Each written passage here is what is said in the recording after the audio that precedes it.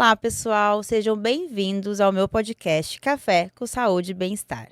Eu sou a doutora Heloísa Passos e trago aqui temas de saúde que estão no nosso dia a dia e muitas vezes acabam ficando complicadas, não é mesmo? E para isso, eu tenho sempre um profissional especialista na área para a gente bater um papo com leveza, bastante informação e um bom café. E hoje, antes de começar nosso episódio, quero falar de uma parceria nova com o nosso podcast, que é a plataforma online HelpCam, que oferece consultas com vários profissionais, incluindo profissionais de saúde até consultores financeiros de uma forma diferente, contabilizando por minuto, o que permite te adequar na sua rotina e necessidade. Entrando agora no site helpcam.com ou acessando pelo app no seu celular, no seu primeiro cadastro você ganha 15 minutos grátis. E não para por aí.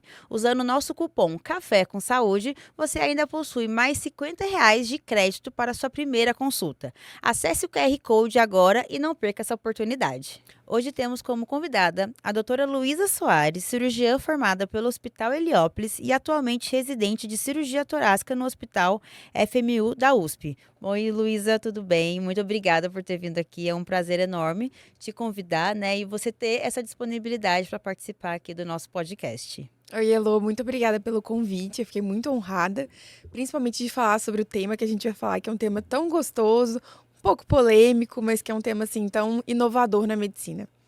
Bom, você falou aí, deu uma introdução sobre o tema, né? Eu acho que esse tema que está em alta, que é o transplante, né? De uma forma geral. E agora que o nosso artista aí, o Faustão, entrevistador, já passou pela terceira, eu acho, se não me engano, né? O terceiro transplante dele de uma forma geral, virou mais uma vez uma pauta enorme dentro da mídia e com isso veio muitos fake news, né? A mídia aí começou a bombardear em relação à fila, como é que funciona, sempre envolvendo aí um caráter financeiro, e a gente sabe que tem muita desinformação e isso leva a um impacto muito negativo na área da saúde.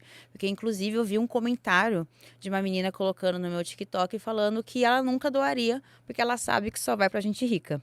Então, eu acho que vamos começar aí e começar a dar mais informação de qualidade.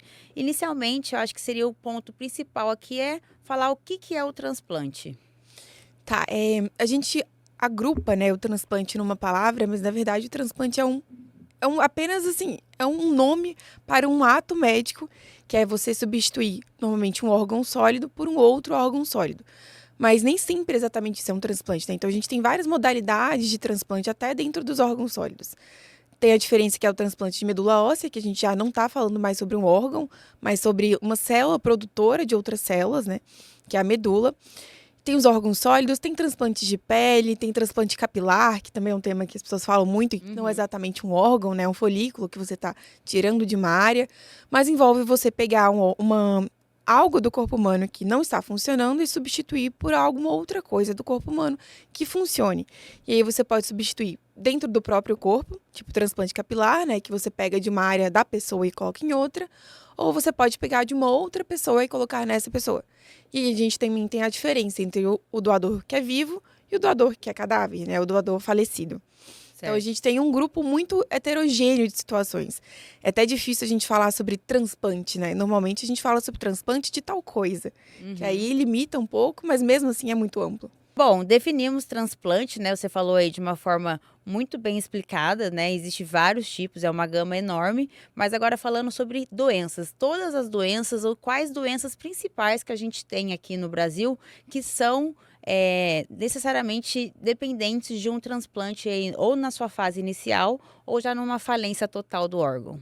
Assim, normalmente a gente não transplanta em uma fase inicial da doença, né? O transplante ele é guardado para quando o órgão já está em falência. E a gente tem os principais que, pelos dados da Agência Nacional de Saúde, a gente mais transplanta é o rim, principalmente, né?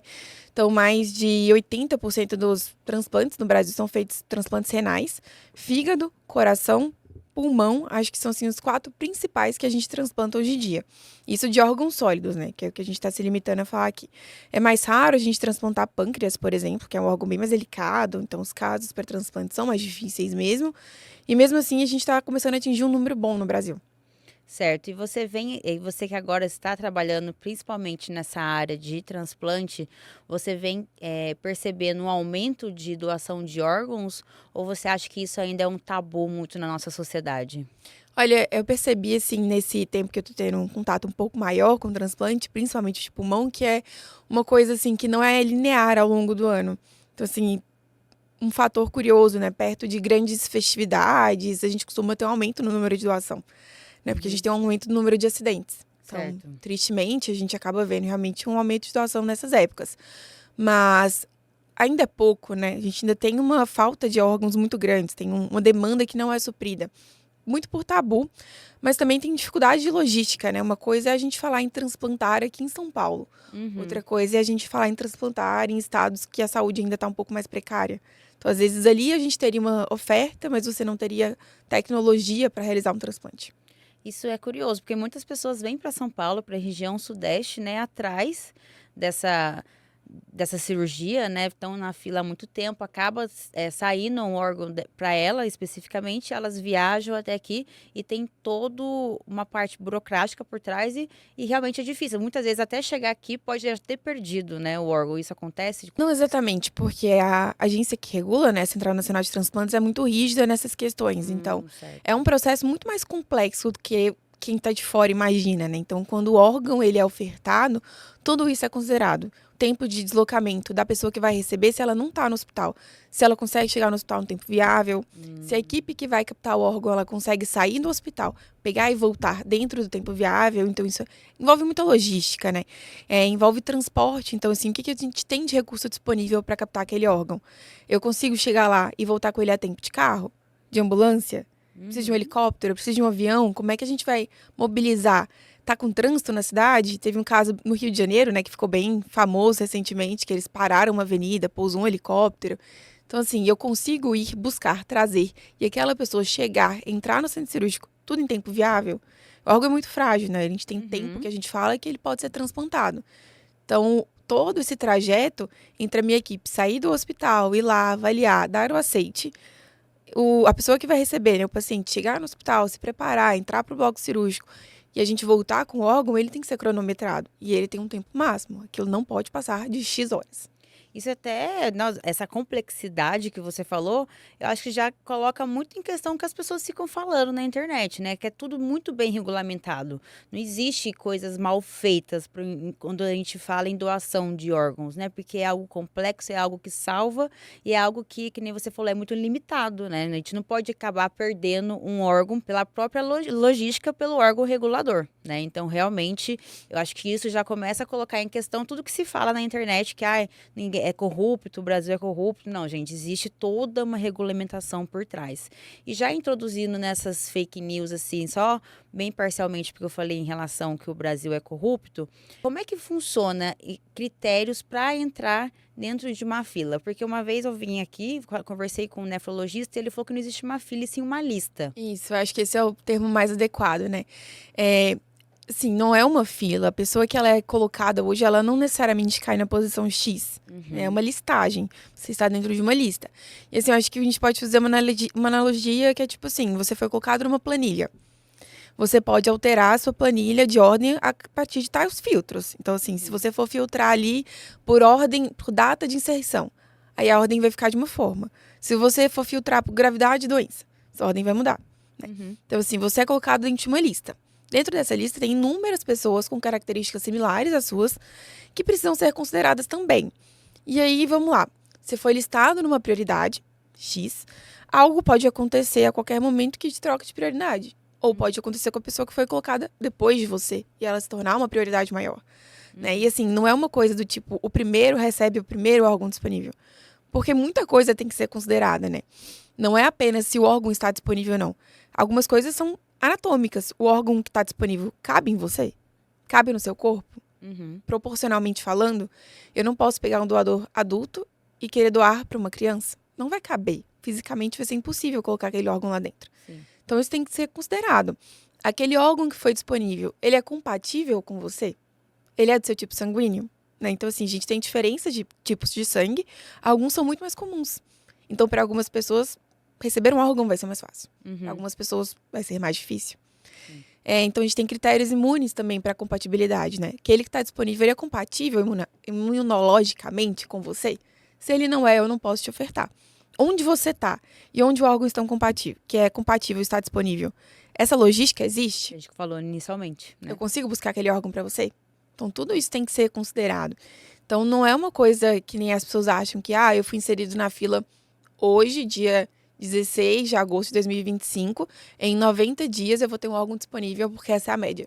Não existe. Infelizmente, não. E é porque as pessoas falam, eu estou na fila há anos. Você não está na fila, você está numa lista. Você está numa lista. E nessa lista você, né, é até um termo ruim de falar, não sei se você tiver um termo melhor, se você tiver a sorte, né, de ter um órgão compatível com você no momento que você está ali necessitando, né, a depender da sua gravidade, não está com outra pessoa mais grave que você, que tem um maior risco, né, que isso existe também em alguns critérios. Então, as pessoas precisam entender que não é fila e sim lista. Então, uma lista. acho que quando começar a trocar essa palavra, eu acho que elas vão começar, não, eu não tô em nenhuma posição. Eu tô ali aguardando. Eu achei bem legal, porque eu fui ver essas notícias sobre o Faustão, que a gente mencionou, e eu já vi que as notícias estão trocando o termo para lista. Então, eles estão começando a adotar para a população assimilar essa informação, né? É uma lista, não é uma fila, não tem garantia de posição, não tem promessa aí. Voltando nessa parte que você falou que existe vários critérios, existe critérios especiais em alguns casos? Então, isso é uma coisa que varia muito do órgão que a gente está conversando, né? Até agora a gente falou sobre informações gerais, mas quanto mais específicas as suas perguntas forem ficando, mais a minha resposta vai ser depende. Depende. Então, depende de muita coisa. Depende da doença que a gente está falando, né? Os critérios de priorização para cada órgão, eles são diferentes. Porque os critérios de inclusão, eles são diferentes. Mas algumas situações, elas são consideradas o que a gente chama de prioridade, né? Os pacientes são priorizados. Então, pacientes que estão em risco iminente de vida. Então, paciente que está internado, para o coração, por exemplo, paciente que está em uso de máquinas que funcionem como um coração para ele. Então, esses pacientes, eles são considerados priorizados. Eles precisam daquele órgão de forma mais imediata ou eles vão evoluir para óbito. Pacientes que já foram transplantados, o retransplante, eles são considerados prioridade.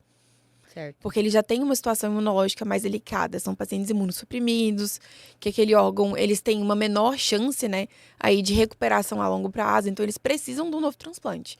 Eles não podem esperar mais muito tempo. Então, tem critérios, sim, quando a gente fala que o paciente foi priorizado.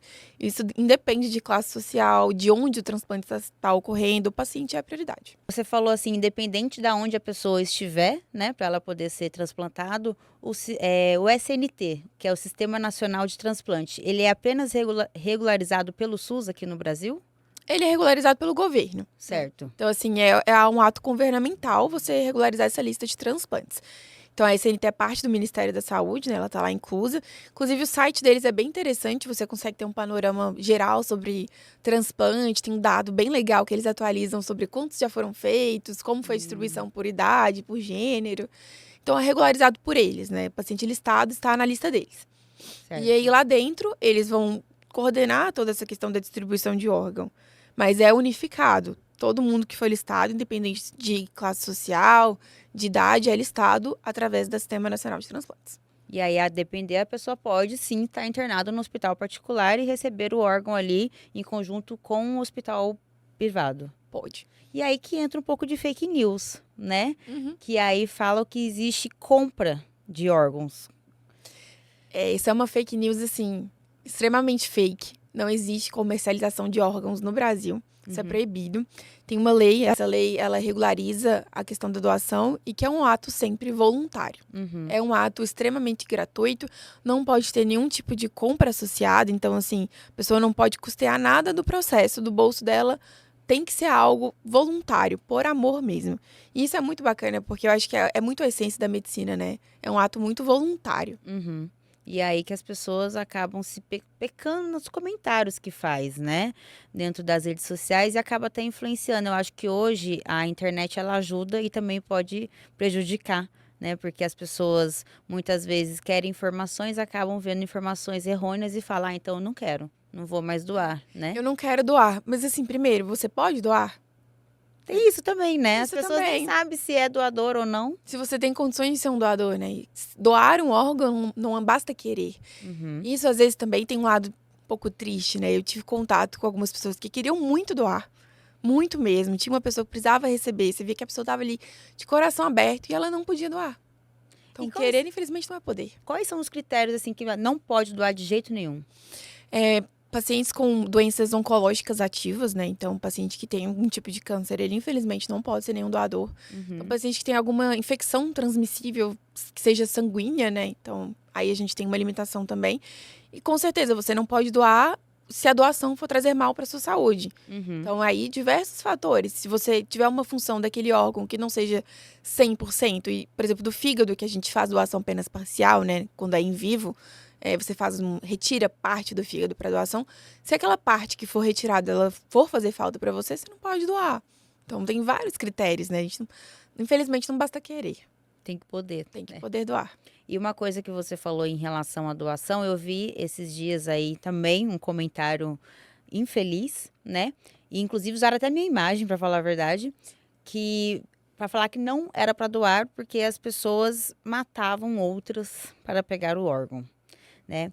E aí eu não sei se cabe aqui a gente falar, e você me corrija também se achar que não é o tema, sobre casos de pacientes em morte encefálica, que eu acho que eu, pelo menos dentro da UTI, que é a minha área, eu vejo maiores casos onde entra aí, né, a OPO, né, que vai conversar com os familiares sobre não ou ser doadores, e as pessoas acreditam que que a gente tem esse poder de simplesmente desligar o aparelho de alguém não em morte encefálica, a pessoa ainda tem um resto ali de vida.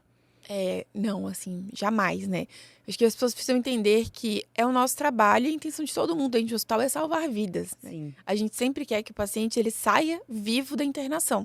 Às vezes, infelizmente, isso não é possível. E os critérios para definir morte cefálica são muito rigorosos. Sim. Não é uma pessoa que decide não é isso, uma. não é só eu. É eu, outra pessoa, ainda vem outro médico da OPO fazer um exame complementar para a gente ter todo em conjunto que realmente aquilo ali é uma morte encefálica. São né? critérios muito bem estabelecidos, né? Então, critérios, inclusive, que envolvem imagens radiológicas, que a pessoa que vê e que lauda não sabe nem qual é o caso direito que ela está vendo laudando. Ela recebe o exame e ela lauda o que ela viu. Então, assim, são muitas pessoas emitindo uma mesma opinião em conjunto, que não pode ter divergências, para você chegar na conclusão que o paciente está em morte encefálica. Sim. E é um processo também, não é uma questão de uma hora, né? São várias pessoas fazendo aquela análise, chega a OPO, confirma-se, e aí, infelizmente, a gente chegou a um desfecho negativo, né? O paciente evoluiu para uma morte encefálica.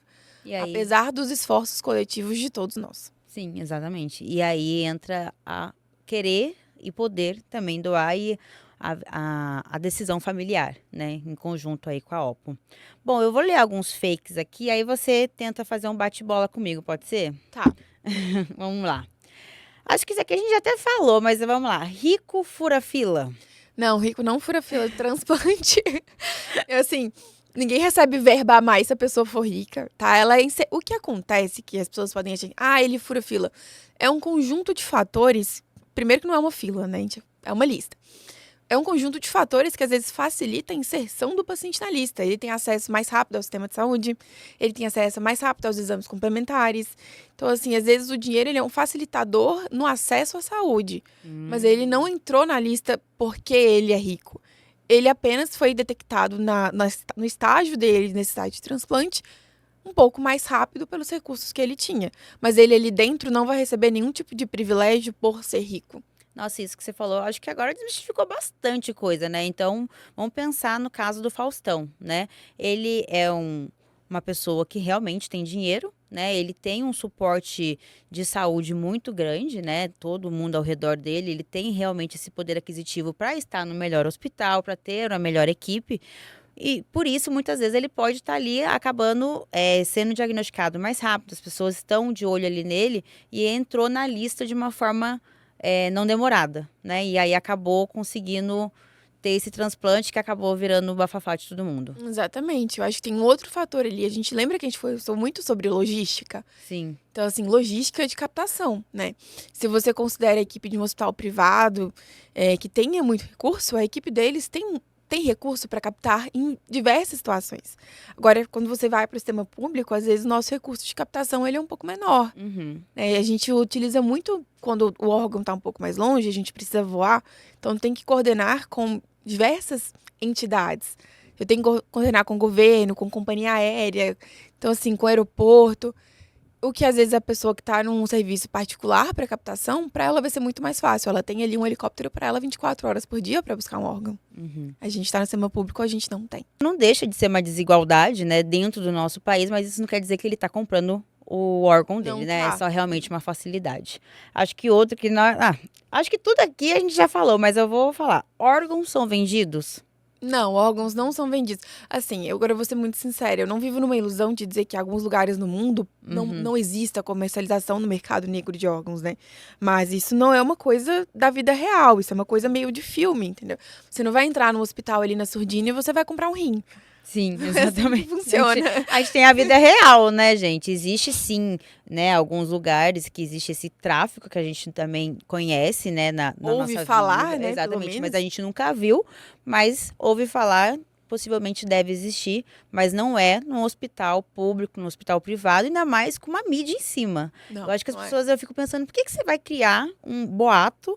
Eu não ia me expor, então, né? Eu ia fazer Perigosíssimo, né? Uma Exatamente. coisa que hoje em dia é transparente, que é o processo de transplante. Você tentar fazer alguma coisa por baixo dos panos, não tem como. Não tem como. Vai deixar... Até porque olha o tanto de fatores que a gente tá considerando. Exato. Que mundo paralelo é esse que você tem tanto órgão disponível com esses critérios de compatibilidade muito específico? Exato, exato. Aí outro mito, morte encefálico é matar as pessoas para pegar os órgãos. Não, a morte encefálica, você não matou a pessoa infelizmente, ela evoluiu para óbito. Exatamente. Né? Pela doença grave que ela teve, que comprometeu a função do cérebro. E o cérebro é a essência. Infelizmente, se ele desliga, se o cérebro morre, a pessoa morre junto. E aí ele tem apenas um processo bioquímico mantendo outros órgãos vivos, entre aspas, né? Perfundidos, eu acho que é o termo mais adequado, o termo médico. Sim. O órgão está sendo perfundido pelo sangue. Está tendo troca gasosa. Mas aquele órgão, ele não está vivo junto com aquela pessoa mais. Ele precisa de um novo receptor. E é como a gente falou, existe vários critérios, não é só uma pessoa chegar e falar assim, eu acho que é morte cefálica, não é assim. Não, a gente não acha, a gente tem que ter muita certeza. Doar órgão em vida é sempre arriscado? Olha, essa eu acho que é uma pergunta difícil de ser respondida, porque assim, não é que é sempre arriscado, mas eu acho importante para a pessoa que for doar, que ela tenha consciência de que ela vai passar por uma cirurgia. E uma cirurgia não é um processo isento de riscos, né? Toda cirurgia ela tem riscos pequenos, riscos grandes, riscos mais possíveis, menos possíveis, mas não deixa de ser uma cirurgia. Importante dizer que se você for doar em vida, a sua segurança ela é prioridade essencial da equipe. Tá? Então, assim, se a gente entrar, abrir, começar o ato cirúrgico e lá identificar que não está mais seguro tirar aquele órgão de você, o órgão não vai ser removido. Então, é um processo muito dinâmico. É seguro, as taxas de complicação com doadores vivos são baixíssimas, porque a responsabilidade que a gente tem é imensa. Então, não se permite falhas no transplante. É um processo em que ninguém está autorizado a falhar. Perfeito. E essa aqui, a última, eu nunca ouvi falar, mas existe. Depois da doação, o corpo fica deformado? O que é deformado, né? Então, assim, entendi muito cicatriz bem essa... que a pessoa considera ser deformado. Eu, pessoalmente, acho que cicatrizes são, assim, são marcas de honra que a gente carrega, né? Contam histórias. Então, vai ficar uma cicatriz. Com certeza, uma cicatriz cirúrgica. Às vezes ela é pequena, às vezes ela não é tão pequena. Às vezes ela vai ser uma cicatriz grande. É feito um grande esforço estético para que a cicatriz fique bonita. Isso é uma preocupação que a gente tem também. Ninguém quer deixar o outro feio, desagradável. Mas vai ter uma cicatriz ali. E pro doador não vivo, é uma cicatriz maior, de fato. Porque mais coisas estão sendo removidas ali dentro. E assim, eu prefiro uma cicatriz e ter o meu órgão, né? E poder viver aí com uma qualidade de vida muito maior. Bom, você falou aí da lista, né? Que eu acho que é um dos piores aí em relação à parte de fake news. Mas tem a SNT, tem um site. E existe uma transparência dentro desse site? Existe. A pessoa que está listada, ela consegue consultar, né, a posição dela, como que tá essa questão. Quem não está listado, não consegue. Mas o site é muito legal, ele é bem didático também. Então, assim, ele coloca ali para a pessoa que quer conhecer quais são os principais órgãos transplantados, qual é a oferta que a gente tem, quantos daqueles órgãos a gente já transplantou no ano, quais são as principais doenças que levam a indicação de transplante para aquele órgão. Porque isso é muito diferente. Quando eu falo de rim, quando eu falo de pulmão, são mundos muito diferentes transplantar um rim e transplantar um pulmão. São pacientes muito diferentes, com indicações muito diferentes, situações muito diferentes. E o site é bem legal, ele dá um panorama geral para a pessoa entender o quão dinâmico isso é. Porque eu acho que o principal é que a pessoa que não é da área de saúde, ela tem que entender que o processo é muito dinâmico. É muito fator envolvido, é muito delicado. Então, quando a gente fala sobre se informar, tem um site para isso, né? Não precisa acreditar no que está lendo aí à toa. Às vezes pode ir lá consultar, perguntar para um médico, né, que for próximo da família. Enfim, eu acho que informação que gera aí qualidade de vida para todo mundo. E geram perguntas que precisam ser respondidas, né? Exatamente, né? É normal a pessoa que não conhece ela ter dúvidas, ela acreditar em uns misticismos, mas tem que perguntar para a gente poder explicar como que funciona. Exatamente. Senão você fica só naquela dúvida e acredita naquilo e vive vivendo naquele mundinho. E agora vamos falar sobre o pós-transplante. Eu vou focar na sua área, que é da parte pulmonar, tá? Quais são os cuidados pós-transplante de um paciente transplantado pulmonar? Ai, são muitos. Assim, o mais importante é a pessoa regularmente, né, passar nas consultas, porque ela vai ser imunossuprimida. Então, o paciente que é transplantado, ele toma medicações para não rejeitar o órgão, né? Sim. O seu corpo, ele sabe que aquele órgão não pertence a ele. E alguns mecanismos imunes, eles vão querer combater aquele órgão que veio ali, ocupar o espaço que antes era um seu. Então, você vai tomar muita medicação. E isso precisa de um acompanhamento médico regular. Acho que para pulmão é importantíssimo falar, não pode fumar, né? Então, tudo que a gente fala sobre pulmão, a gente sempre volta para aí, não pode fumar. A pessoa tem que manter um hábito de vida saudável, aí sempre. Acho que esses são os principais fatores, né? Tem muita coisa que pode impactar. Inclusive, a doença que levou a pessoa a transplantar. Algumas doenças têm uma chance de recorrência. Então, tem que ficar um pouco de olho aí. E nesses pacientes transplantados, o maior medo do médico é ele rejeitar o órgão? Eu acho que a rejeição é o maior medo. E as infecções oportunistas com a Exato. imunossupressão. Porque ele vai estar usando, né, altas doses, que nem você falou, então ele pode estar suscetível e a infecção também pode levar ele a piorar o quadro aí inicial dele, né? Pode levar a um retransplante, inclusive. Exato. É uma situação exato. que a gente já comentou. Então, ele corre sempre um risco, né? E aí isso tem que ser muito bem manejado. O paciente tem que ser muito disciplinado para seguir com a gente junto com o transplante. Porque ele vai ter que ter muita organização na tomada das medicações, no autocuidado, tem que preservar aquele órgão que chegou. E você acha difícil esse controle com o paciente pós-transplantado? Eu tive contato até agora, não. Eu gosto de falar que eu adoro os pacientes da minha área. Eu acho que eles são muito conscientes de estar ali. São muito bonzinhos, são pessoas que, assim, que elas estão... O paciente transplantado está muito grato de estar ali junto com você. Então, assim, ele vê a mobilização que é feita em nome dele. Quando a gente vai transplantar, o hospital, ele para o transplante. Todo mundo que está ali se envolve emocionalmente com aquele ato. A gente celebra junto, a gente fica triste junto quando não dá certo. Então, assim, eu acho que o paciente, ele se sente importante de uma coisa, dentro de uma coisa tão grande, que ele entende a responsabilidade que ele carrega dali em diante de preservar o órgão dele. Porque ele foi operado, né? Ele passa por um pós-operatório. Pós-operatório nunca é uma coisa muito legal. Dói, é sofrido, é difícil. Você tem que aprender de novo várias coisas. É muita medicação, é muita gente em cima de você. São noites que você não dorme bem, a cada meia hora chega alguém para te examinar, te conferir. Então, assim, a pessoa não quer ficar vivendo aquilo toda hora. E, assim, é tão magnífico, né, a pessoa se recuperar depois de uma doença grave, que a pessoa cuida bem. Acho que a gente tem uma facilidade em relação a isso. Os pacientes, eles vão bem. É um processo árduo para o paciente, né? Tanto acho que até para a equipe também, né? Porque não é fácil passar por tudo aquilo do paciente, porque a gente acaba se envolvendo, né, com tudo que está acontecendo, mas ele sabe tudo que ele passou, né? Então, assim, só quem sofre é o que sabe. Então, realmente, eu acho que ele sente que ele precisa daquilo. E você falou aí de alguns casos. Existe algum caso específico que você pontua aí, que você sempre lembra, se emociona? Eu acho que tem 2 casos bem específicos, assim, que pra mim são muito emocionantes. O primeiro foi um paciente mais recente, que eu tive contato já na residência, que eu fui perguntar pra ele, assim, um dos dias que ele já tava quase pra ir de alta, e aí, como é que o senhor tá? Como é que tem sido passar pelo transplante? E aí ele começou a chorar, dizendo que tava muito emocionado, que foi a primeira vez que ele ficou sem oxigênio em muitos anos. Nossa. Então é uma coisa assim, que às vezes a gente não dimensiona, né? Você tá ali no seu trabalho, no seu corre, por mais que você adore aquilo, sua cabeça tá a mil.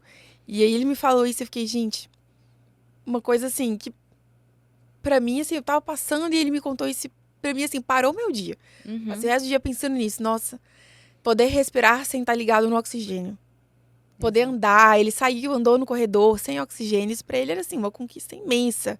E você se sente muito privilegiado de estar ali, de poder ver esse momento junto com o paciente. Nesse dia eu fiquei meio emotiva. Eu tô arrepiada, Olha aqui. Eu estou arrepiada. Eu fiquei muito emotiva, eu ficava pensando nisso toda hora. Toda vez que eu via no quarto que ele tava sem oxigênio, eu ficava, ainda bem que não precisou ligar de novo. Torcendo para que Nossa realmente Senhora. não ligasse, né?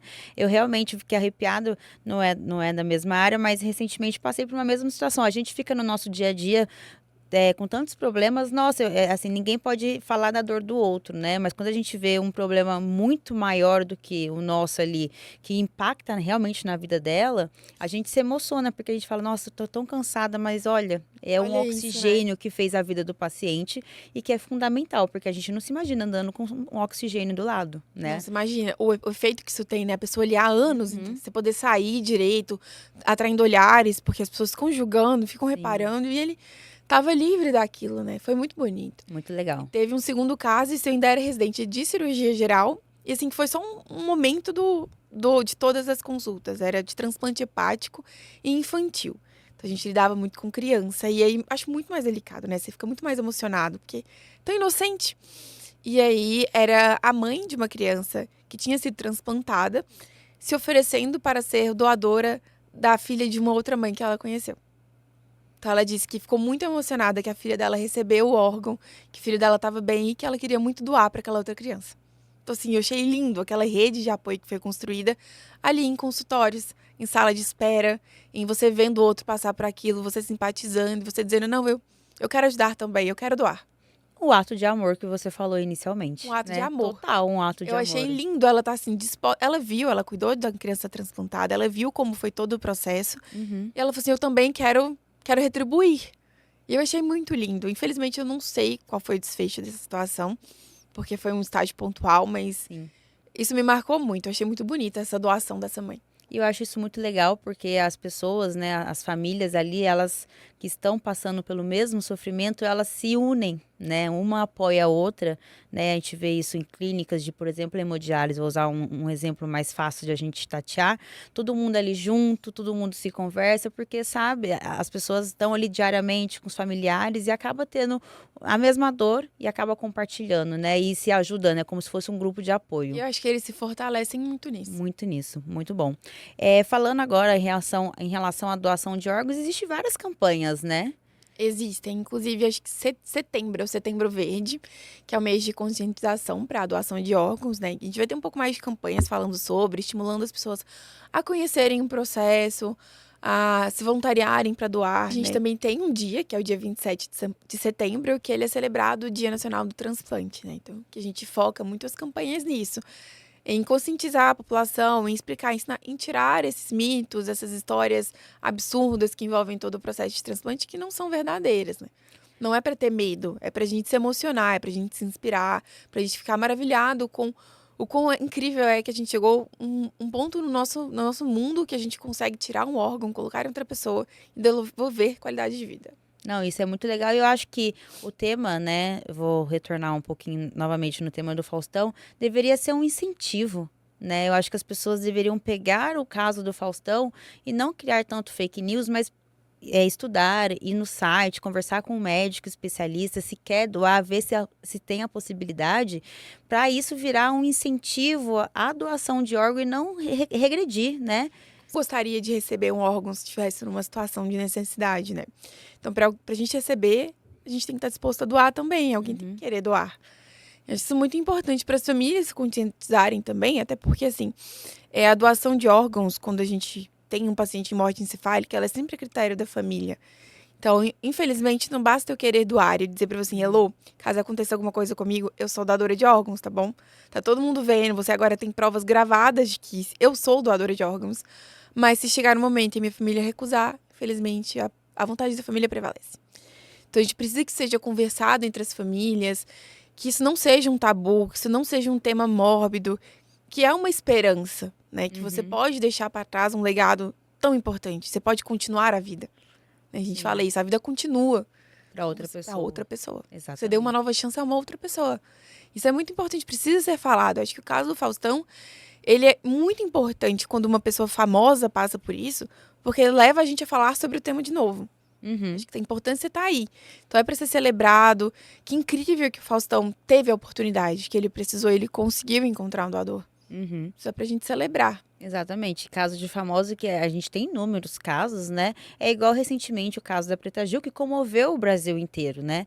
Então, o caso do Faustão também, eu acho que vem aí como uma forma de comovermos, né? E pensar, realmente é importante a doação de órgãos. Além do Faustão, existe tantas outras pessoas aí nessa lista enorme que o Brasil tem. Tanta gente precisando. Exatamente. Bom, Luísa, eu queria agradecer muito a sua presença aqui. Eu acho que foi muito importante esse tema. Eu estava super ansiosa porque eu queria muito postar isso para todo mundo, porque o meu podcast ele visa realmente a gente descomplicar e desmistificar principalmente temas, né, que estão tão em pautas para a gente conseguir conscientizar a população de uma forma geral. Eu queria saber se você tem mais alguma coisa para complementar, se você acha que ficou algum ponto importante, fique à vontade para falar. Eu acho que tem um ponto que eu acho bem interessante falar, que é a questão internacional, né? Porque eu acho que deve surgir a curiosidade para algumas pessoas. Uhum. Se tem tanta gente precisando e eu não posso buscar de outro país? Nossa, eu não pensei nisso. Assim, cruza barreiras, né? Quanto mais chance eu tenho de compatibilidade se eu considerar 7 bilhões de pessoas ou 200 milhões de pessoas? Uhum. E assim, infelizmente, esse pacto internacional para órgãos, ele não existe de uma forma tão consolidada, muito por logística, por tempo mesmo, né? Que a gente chama na medicina de tempo de isquemia, o tempo que o meu órgão vive fora do corpo. Então, isso não permite que eu vá lá na China buscar um órgão, infelizmente. Mas você tem essa história de você trazer um doador vivo, né? Então, alguém parente seu de outro país pode vir aqui doar para você, se for compatível. E o banco de medula óssea, ele é internacional. Então, o banco de medula óssea tem um pacto mundial. Quando a gente não acha um doador compatível dentro da nacionalidade, isso pode ser ampliado para um banco mundial. E é bem legal, porque a gente tem mais de 21 milhões de doadores nesse banco. Nossa, Muita gente pra muito doar. legal. Eu achei um fato curioso e realmente não me passou na minha cabeça esse poder aí internacional, mas entra bem realmente de fato no início que a gente falou, né? Se a pessoa está lá no norte e aqui está no sudeste, tem que ter essa logística. Imagina realmente uma pessoa fora do mundo. país. Exatamente, tá? Bom, gente, esse foi o nosso episódio. Muito obrigada novamente, tá? Obrigada pelo convite. Bom, esse foi o tema de hoje no Café com Saúde e Bem-Estar. Curta, comenta, siga o canal e compartilhe para ajudar a levar saúde e bem-estar a mais pessoas. E é isso, um bom café a todos.